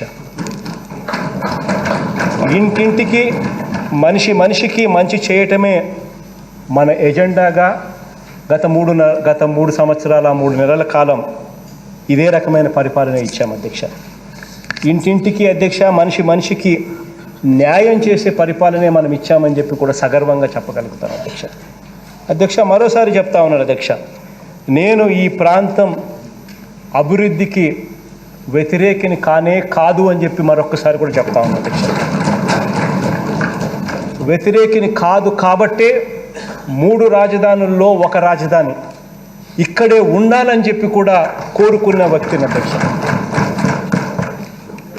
అధ్యక్ష ఈ ప్రాంతంలో అధ్యక్ష తాడికొండ మంగళగిరి ఎమ్మెల్యేలతో పాటు 2 ఉమ్మడి జిల్లాల్లో అధ్యక్ష 33కు గాను కృష్ణా అండ్ గుంటూరు ఉమ్మడి జిల్లాలకు అధ్యక్ష 33కు గాను మన పార్టీ 29 ఎమ్మెల్యే సీట్లను గెలుచుకుంది అధ్యక్ష. మంచి చేస్తూ పరిపాలన సాగిస్తూ ఉన్నాం కాబట్టి అధ్యక్ష 2019 ఎన్నికల తర్వాత కూడా జరిగిన ప్రతి ఒక్క స్థానిక సంస్థల ఎన్నికల్లో అధ్యక్ష గుంటూరు కృష్ణా జిల్లాల్లో దాదాపుగా అన్నింటా కూడా వైఎస్ఆర్సీపీ స్వీప్ చేసిందని కూడా చెప్పగలుగుతున్నాను. ఇది ఒక్క కృష్ణా గుంటూరు జిల్లాలో మాత్రమే కాదు అధ్యక్ష, దేవుడు దయతో ప్రజలందరి చల్లని దీవెనలతో మంచి పరిపాలనకు ప్రజలు పట్టం కట్టి రాష్ట్ర వ్యాప్తంగా కూడా ఇదే రకమైన రిజల్ట్స్ కూడా వచ్చాయి అని చెప్పి కూడా సగర్వంగా చెప్పగలుగుతాను అధ్యక్ష. అధ్యక్ష మొన్న జరిగిన ఎంపీటీసీ ఎన్నికల అధ్యక్ష రాష్ట్ర వ్యాప్తంగా ఎంపీటీసీ స్థానాల్లో అధ్యక్ష 86% వైఎస్ఆర్సీపీకి, 8,298 స్థానాలు వైసీపీకి ఇస్తే కేవలం టీడీపీకి 10%, 960 స్థానాలు. ఎంపీపీల అధ్యక్ష 637 వైఎస్ఆర్సీపీకి వస్తే అంటే 98%, తెలుగుదేశం పార్టీకి కేవలం 8 అంటే 1.5% మాత్రమే. జెడ్పీటీసీల అధ్యక్ష 639 వైఎస్ఆర్సీపీకి వస్తే అంటే 98%, తెలుగుదేశం పార్టీకి అధ్యక్ష కేవలం 9 అంటే 1.5% మాత్రమే. జెడ్పీ చైర్మన్ల అధ్యక్ష 13కి వైఎస్ఆర్సీపీకి 13 క్లీన్ స్వీప్ అధ్యక్ష 100%. మున్సిపల్ కార్పొరేషన్ల అధ్యక్ష 14 చోట్ల ఎన్నికలు జరిగాయి అధ్యక్ష. మున్సిపల్ కార్పొరేషన్లో 14కు 100% క్లీన్ స్వీప్ వైఎస్ఆర్సీపీకి అధ్యక్ష. మున్సిపాలిటీస్ అధ్యక్ష 84 మున్సిపాలిటీస్కు 86 చోట్ల పోటీ జరిగితే 84 వైఎస్ఆర్సీపీ అంటే 98% వైఎస్ఆర్సీపీకి అధ్యక్ష, కేవలం 2 మాత్రమే తెలుగుదేశం పార్టీకి అంటే 2%. అధ్యక్ష ఇలా అధ్యక్ష ప్రతి అడుగులోనూ కూడా డీసెంట్రలైజేషన్ ఒక మంత్రంగా, అభివృద్ధి అన్నది ప్రతి ఇంటికి ప్రతి మనిషికి కూడా అందించే విధంగా ట్రాన్స్పరెంట్గా ఒక వ్యవస్థలోకి మార్పులు తీసుకొస్తూ కరప్షన్ లేకుండా ఒక వ్యవస్థలోకి చేయగలుగుతామా, ఇటువంటి పరిస్థితి ఇవ్వగలుగుతామా అని చెప్పి మేధావులు సైతం క్వశ్చన్ మార్క్ పెట్టుకునే పరిస్థితిలో లేదు, చేసి చూపించగలుగుతాము అని చెప్పి దేవుడు దయతో చూపించి ఈరోజు మంచి చేయగలిగాం. కాబట్టి ప్రజల చల్లని దీవెనలు మన ప్రభుత్వానికి ఈరోజు అందుతూ ఉన్నాయి. ఇలానే ప్రజలు దీవించాలని, ఇలానే దేవుడు ఆశీర్వదించాలని మనసారా కూడా కోరుకుంటూ అధ్యక్ష ఈరోజు ఈ చర్చ వల్ల కనీసం చంద్రబాబు నాయుడు గారికి, ఆయన పార్టీకి, ఆయనను మోస్తూ ఉన్న దుష్ట చతుష్టయం ఆ ఈనాడుకు, ఆ ఆంధ్రజ్యోతికి, ఆ TV5కి వీళ్ళందరికీ కూడా జ్ఞానోదయం జరగాలని, జ్ఞానోదయం కావాలని తద్వారా అన్న కనీసం వాళ్ళు ప్రోత్సహిస్తూ ఉన్న ఈ ప్రాంతాల మధ్య చిచ్చు పెట్టి రెచ్చగొట్టే కార్యక్రమం ఏదైతే చేస్తూ ఉన్నారో అది ఆపిచ్చే కార్యక్రమం చేస్తారేమో అని చెప్పి కనీసం ఆశిస్తూ మంచి జరగాలని చెప్పి కోరుతూ సెలవు తీసుకుంటాను.